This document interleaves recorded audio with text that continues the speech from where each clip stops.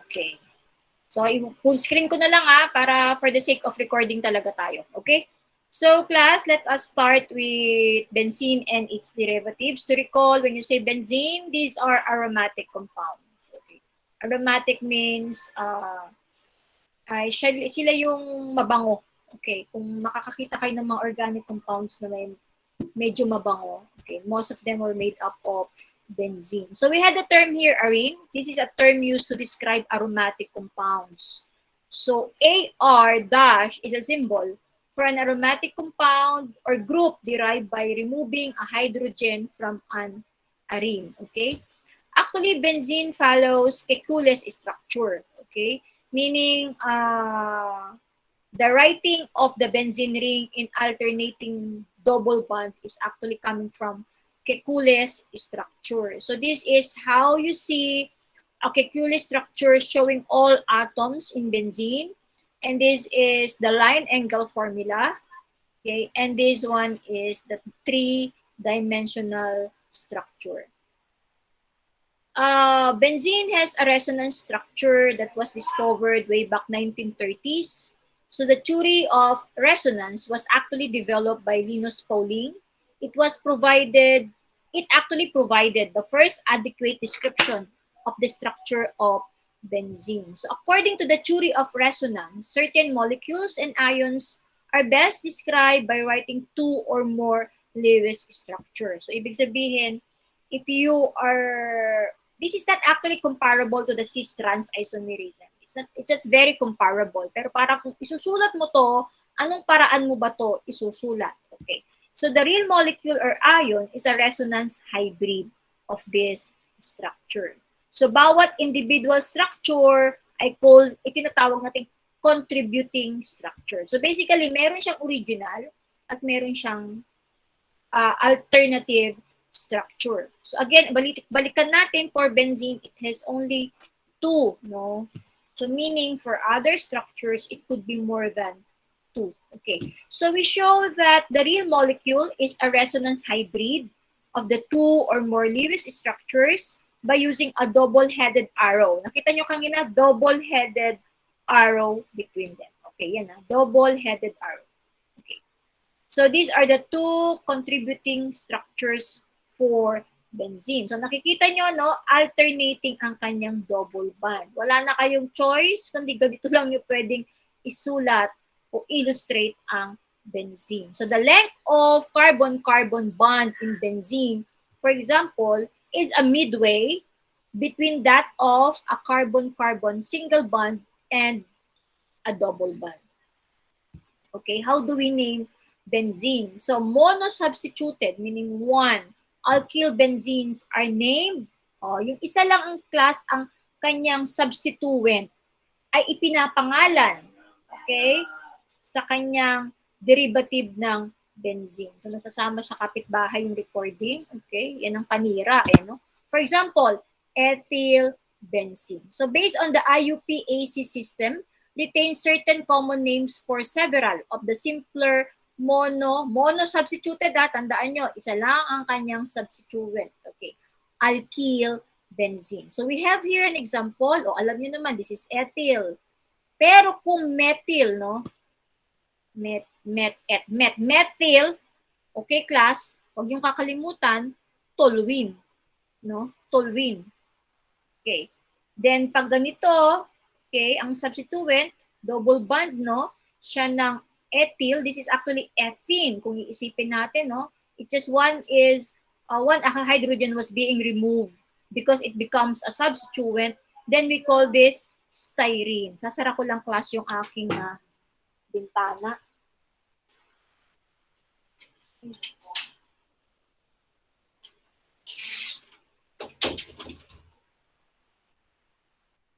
Okay, so this is styrene. Okay, next, nomenclature. The common names for these mono-substituted benzenes are also retained. Tatandaan nyo, phenol looks like this one. Anisole. Okay, anong pinagkaiba nung kanina? Toluene and anisole. Meron siyang oxygen dito. Yung kanina ay CH3 lang. Aniline, amino acid. Benzaldehyde. Okay, aldehyde. Okay, benzoic acid. Okay, so again, dito pumapasok na yung mga functional groups natin, no? Okay, this is COH, this is COOH. Okay, so here we also have the phenyl group or the PH or P and H DAS. Okay, this is actually also a substituent group which was derived by the removal of hydrogen from benzene. Kumbaga, si benzene, tanggalan natin ng hydrogen, pwede rin siyang maging substituent. Okay, C6H5. Okay, so here we have the phenyl group. So we have here one phenyl. Kung si benzene ay gagawing substituent ng cycloalkenes or cycloalkanes, okay, that is also possible. So here we have one phenyl cyclohexene. Okay, why? O, diba? Nakita yung benzene or yung phenyl group dun sa between the number 1 and the number 2 carbon of cyclohexene. Okay. So also, you could write it this way. Pwede rin ganito. Okay. 4-phenyl 1-butene. Okay, the parent is butene and the substituent is phenyl. Anong napansin nyo? It can only be written at the end. Okay, tama? So as you observe this one and this one, it can only be written at the end. As compared to other substituent that they can be written in between the structures. Okay. So when two substituent occurs in benzene, pag dalawang substituent na ang makita nyo, okay, 3 isomers are possible. Okay. They may be located or they may be numbered, or you can use the word ortho, meta, and para. Okay. This means it shows you of the location of the substituent of the benzene. Okay. So ito tulad dito, no? This is the parent, no? Balikan natin. COOH yan eh. Okay, benzoic acid to. Ayan, no? It's a benzoic acid. And the benzoic acid has a bromine in the number 2 carbon. Okay? So, pwede mo rin siyang tawaging ortho-bromo-benzoic acid. Okay. For example, pag may pagitan na isang carbon, no, na walang substituent, okay, you can call that 1,3-dimethyl benzene or methacylene. Okay? Pag opposite naman, okay, this is an ethyl benzene. Okay, di ba? Ethyl benzene. Sana hindi kayo nalilito. This is a methyl benzene. It's just that dalawa ang substituent niya, kaya dimethyl. Okay? So this is ethyl benzene, number 4. And the number 1 ay may chloro siya. So 1-chloro, 4-ethyl benzene. Or you can also call this para-chloro-ethyl benzene. So if you look at the structure, it was very obvious that if you're going to use the locators, no, using the locators, ortho, meta, and para, hindi nyo siya kailangan lagyan ng numbers. Okay? So if you choose to write the numbers, okay, anong pwedeng itanong dito? Okay, what is the other name?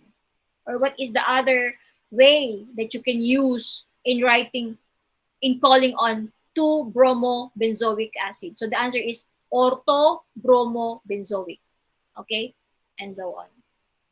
So nomenclature, let's go for, how about for, kanina 2, no? Here we have 3. Okay. 3 or more substituent for benzene. Sabi dito, if one of the substituents would impart a special name, okay, and it would give the molecule, the derivative of the parent, okay, or if none of the substituent imparts a special name. So you have your choices. Yung isa doon, alam mo na kaagad kung ano yung parent niya. Pangalawa doon, wala. Okay, you cannot identify. Wala talaga. Hindi siya parent, hindi siya madaling makita. Because it was possible. Itong mga to, pwede talagang wala. Okay, parang benzene ring lang talaga ang nakita mo. And the rest are substituent. Okay, what was the rule? Okay, number the substituent to give the smallest set of numbers. O, alam nyo na yan. Lagyan nyo ng number sa lowest, no? Tapos, list them in alphabetical order before the ending word of benzene. Okay? So, for this one, mayroong parent, no? We have toluene here. Diba? We have phenol here. Diba? Tribromo, tatlong bromine. Okay, phenol OH, no? CH3 is toluene, no? But here, as you see, wala. Okay? Okay, nitrobenzene. Tingnan natin, ha? Amino yung kanina, eh. Okay, it's amino, no? So, wala. Okay, NH2 yon. And this one is nitro. Okay? So, alphabetical class. Okay, unahin nyo muna yung lower ang kanyang letters in alphabetical order. So, this can be called 2-bromo, 1-ethyl, 4-nitrobenzene. Okay. When you talk about ortho substitution, okay, papaliwanag lang natin ulit na substituent occupy positions next to each other. Adjacent ba ang tawag doon? Adjacent to each other. Ayan. Okay. Adjacent, no? Meta, okay, the substituent occupy position 1 and 3. Okay, 1 and 3. So, that's meta. Para, okay, positions of 1 and 4. Okay. Bahala kayo paano nyo intindihin. Pero ako kasi, ortho, magkatabi lang. Meta, may space na isa. Para is opposite. Okay, di ba? If you can really easily understood, may gusto kang tandaan, ayun na lang ang gamitin mo. Okay? So we have here the polynuclear aromatic hydrocarbon, or the PAH. You see, these are organic molecules with so much benzene ring. Okay? Example, the naphthalene balls, no? That's organic. Anthracene, phenanthrene, and benzopyrene. Okay. A hydrocarbon that 2 or more benzene rings with each pair of rings sharing 2 adjacent carbon atoms. Okay. So let's go now to the reactions of benzene. By far the most characteristic reaction of aromatic compounds is substitution of gas. It's very important to understand what was the catalyst on that specific reaction of a specific organic compound. Kasi magkakaiba sila, magkakaiba din ang dinadagdag. Okay. Typically, ang makikita mo lang dito yung mga halogenation. Pero usually, ang catalyst nila iba. Okay? So, hindi nyo pwedeng sabihin, doon sa alkenes, halogenation din yun, di ba? Pero ano ba yung catalyst? Sa organic compounds, magkakaiba. Okay? Some groups that can be introduced directly on the ring are the halogens, the nitro group, sulfonic group. Okay, so this one is a halogenation, an addition of chlorine. Okay, so iron chloride, okay, is catalyst. So you have chlorobenzene, and then you will have another product which is hydrochloric acid. Okay, now for HNO3 or nitration, you will be adding HNO3, okay, to benzene with the aid of sulfuric acid. Then you will have now nitrobenzene. Kung titingnan nyo itong nitration, pwede rin what the catalyst you need to produce nitrobenzene. Or what were the reactant you need to produce nitrobenzene. Yes? Ma'am, naglalag po. Naglalag. Oh, tingnan natin yung konto. Okay, okay na ba? How's my voice? Hindi pa din? Dulo ko nga yung connection kasi talaga eh. But anyway, tingnan natin kung ilang slides pa to. Okay, tingnan ko nga yung kon ko.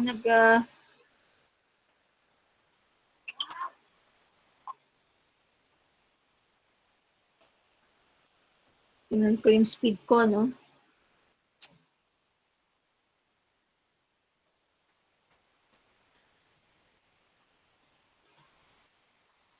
Okay, class, kumusta na? Nawawala, ano? Mabagal lang. I have... Okay, kumusta boses ko? Okay na po ngayon, Okay ma'am. na po. Okay. Kasi Converge, nakakagigil eh. No, nasa na tayo? Okay, what slide number is this, class? Okay, to this one. The reactions of benzene. Okay, let's continue. Ayan. Okay. So, tama, no?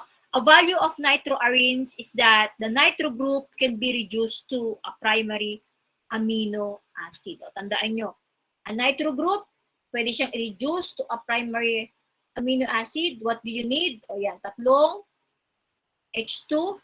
Okay, so this is 4-nitrobenzoic acid or para-nitrobenzoic acid. So you see, class, it's on the opposite side, no?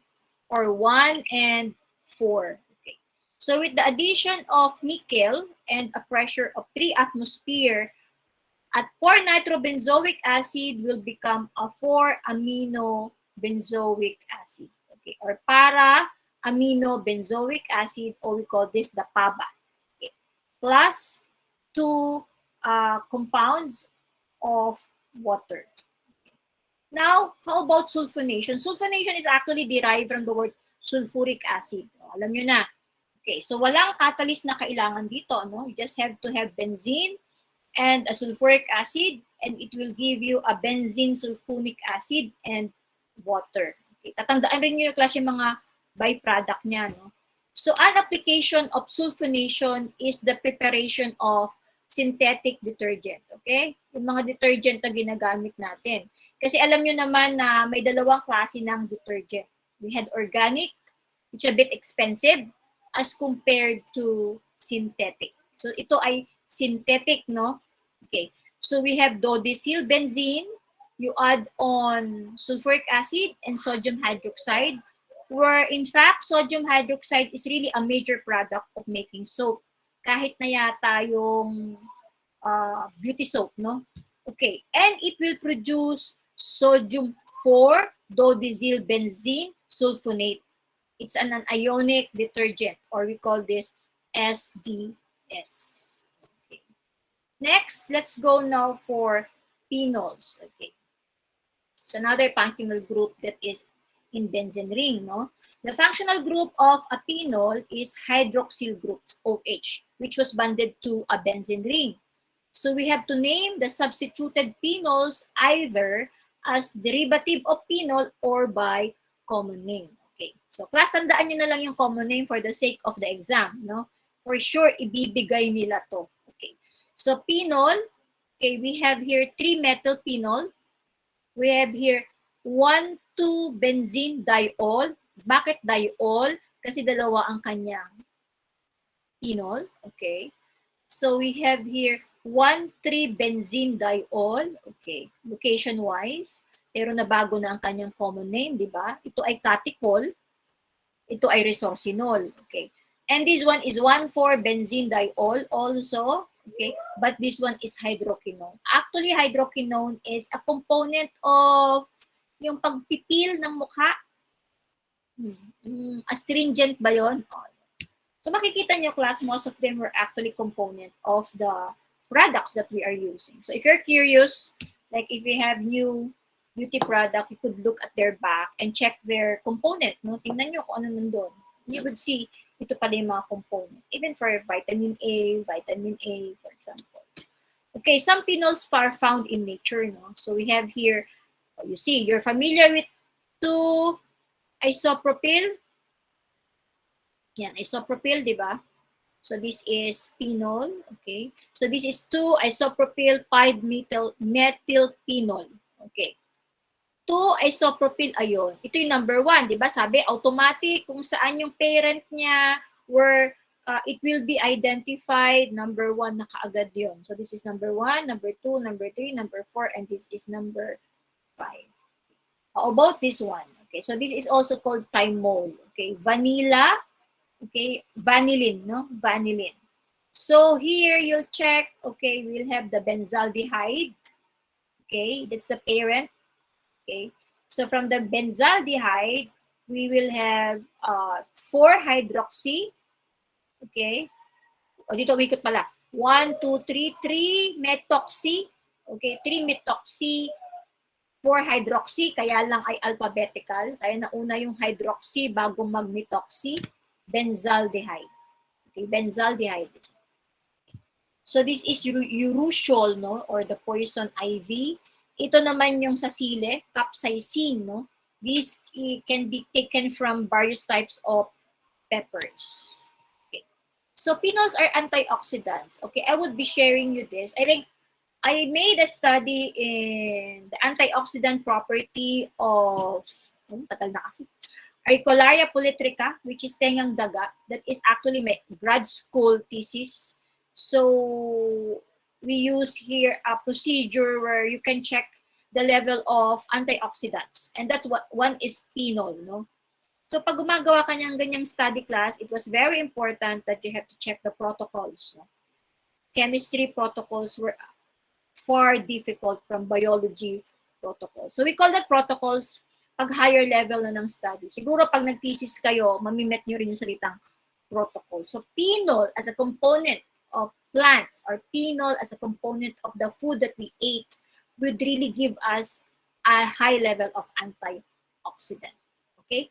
So here you have the word autooxidation. This is a reaction that converts an RH group to an ROOH or hydroperoxide group. Okay. So ibig sabihin, if you had, for example, a section of a fatty acid hydrocarbon chain and it was exposed to oxygen and you had the light or it was subjected to a higher temperature, then you would have a hydroperoxide. The question is, was that good? No, it's not good. Okay.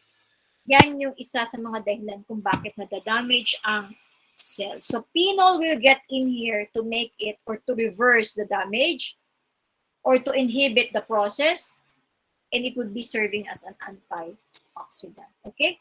So when you talk about autooxidation, it's a radical chain reaction. Pahaba ng pahaba, no? Dumadami yung radical, no? From a non-radical compound. Okay. How do we describe a radical? This is an atom of molecule which has an unpaired that make it risky, that it poses the threat because it don't have a pair. So any atom inside your body could actually pair in that carbon radical and could lead to a more damage in your cells. Plus, kasi di ba pag inaral naman natin yung cell, it's very complicated, no? Do you love studying the cell when you were in high school? Okay. It's a bit complicated. Basically, ang inaaral natin dyan, yung mga parts. Okay. But we'll get into the cell membrane and you will be remembering the different channels that was there in the cell membrane that allows the passage of certain molecules. And actually, these molecules were actually named per entry, di ba? So yung pwede lang pumasok, lumabas ay yung mga ions, no? But when we talk about protein, we talk about sugar, we talk about even potassium and sodium, they should have their channels. No? And the main purpose of this is to balance the internal and external of the cell. Okay. Ngayon, ang tanong ko, paano kung nandun sa loob, no, yung process nung unpaired, okay, molecule na yon. So ano ang damage na pwedeng gawin niya sa cells mo? Wherein your cells are not used to having this type of radicals. Okay. They should be eliminated right away. Okay. Tandaan nyo, pag may toxin, for example, ang attachment niya, nucleus kaagad. So you were aware that in the nucleus, you could see there your DNA, no? And the DNA, which is deoxyribonucleic acid, is actually the blueprint of the cell, which also is the blueprint of the body. It's very unique for every individual, for every species, no? Now, so si toxin didikit dun, no? So ibig sabihin, if this would be leading to a toxin, pwede siyang dumikit na lang sa nucleus mo. So it would really damage the cell. So sabi nila, it can also cause cancer. So kung naiisip nyo yung damage because of the radical, if you were hearing these words, from books or from blogs or from any information, ito yung class. Ito yung proseso na yun. Why do you need to take antioxidants? And of course, it's not only phenol. Lahat naman na nasa vegetables, lahat ng nasa fruits, they had different levels of antioxidants. Okay, so here the chain propagation. Let's have the reaction 1. Okay, so this is now an oxygen radical, no? Diradical na, no? So it would give you a hydroxy-peroxy radical because ito na, nag-combine na sila. Then the propagation of step 2, okay, the section of the new fatty acid hydrocarbon chain will give you now a hydroperoxide and a new carbon radical. So from the original reactant class, it can still produce a new carbon radical. So why hydroperoxides? These are actually unstable. No? Under biological conditions, they would degrade to short-chain aldehyde and carboxylic acid, and this has rancid smell. One good example of this class ay yung pagbaho ng mantika natin sa kusina. No? Particularly if this is an animal oil. Hindi siya masyado sa palm oil. Okay, because these are vegetable oil. Okay, so similar formation of hydroperoxides in the low density lipoprotein deposited on the wall. So what is now the problem here is because the similar formation ng hydroperoxide, no, LDL. Okay, sa chemistry, sa biochem, mamimit nyo yan, high density lipoprotein, low density lipoprotein. How are you going to differentiate the two? So this LDL will be deposited on the walls of the arteries, no? Because we have several, actually we have arteries, we have capillaries, and we have the veins inside the body. The veins are actually the biggest. So it's hindi ito yung nadadamage sa atin. The arteries mostly, kaya at arteriosclerosis, okay? So this would be leading to the cardiovascular disease in human. Kasi LDL na nasa blood ay mag-i-stick dun sa arteries mo, okay? Kumakapal yung parehong gilid. Tapos dadagdagan pa yan ni macrophage. Macrophage is one type of immune system of the body that detects this as an infection, okay? Hindi niya yan nare-recognize na parte ng katawan. So, aatakihin niya rin yun. So, ang gagawin niya ay pwede niyang, hindi naman sabihin nakakainin, pwede niyang i-attack yung class, and sometimes eventually nagka-crack. Kaya iba na-stroke, no? Iba nagkakasakit, na-atake. Okay. So, in addition, many effects of aging are thought to be, okay, isa din yun, pagtanda natin, overloading of hydroperoxide. Okay. So, the question is, like glutathione, no? You see glutathione?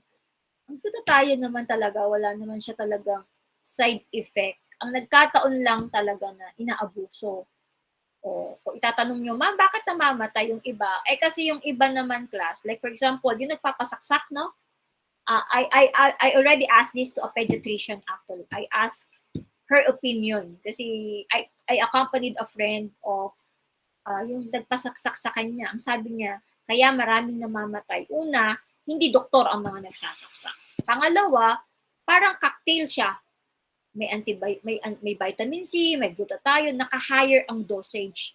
Eh, syempre, class, di ba? Pag ito pumasok sa vein mo at hindi ka nakagaya, okay? Unlike kung magpapasaksak ka sa isang legit na dermatologist, or beauty clinic na talagang may doktor, eh di alam nila. At hindi daw to pwedeng apurahin. Kasi di ba iba, napaka-vain. Kaya yun, imbis na makatulong, di ba? Lalong nagkakaproblema. Okay? So phenols, as an antioxidant, it's a natural antioxidant. Vitamin E, BHT, and BHA are synthetic antioxidants. So these compounds are radical scavengers. So sila yung nag-aalis ng ganong radical sa cells nyo. They form stable radicals. Okay? Ginagawa nilang stable yon. Tinatanggalan nila yung mga unpaired doon.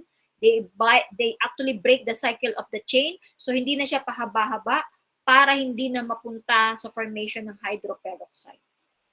Okay, so now you know why. Diba? You need to take many antioxidants. Okay, so that's it. I have to stop the recording. Okay. The question is,